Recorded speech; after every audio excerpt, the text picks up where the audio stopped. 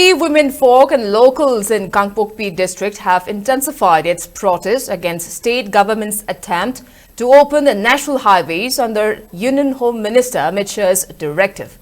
Information gathered from police and other sources revealed that there were strong protests in the district following calls for imposing indefinite shutdown in Kuki inhabited areas by Kuki Students Organization KSO and Committee on Protection of Tribal Unity KOTU.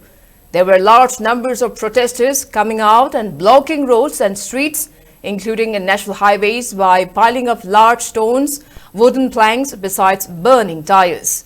All business establishments in Kangpokpi, Chiratanpur and Technopole districts remained closed. Meanwhile, there were reports of security measures being beefed up in the district to thwart occurrence of any unwanted incidents.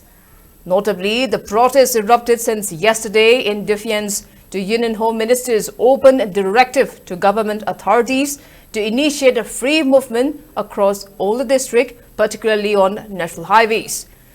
One person died while many others, including a large number of security personnel, sustained injury as security personnel resorted to fire tear gas and blank fire to control the violent protests, where vehicles of security forces and private vehicles were reportedly burned down. It can also be mentioned that obstructions in the vehicular movements and banning of Meitei's entry in Kuki inhabited areas by Kukis since the onset of the violence have caused immense hardships not only to Meitei's but also to all the communities residing in the state. As a result, many items including cooking gas supply and other basic amenities have been in abject shortage or skyrocketed.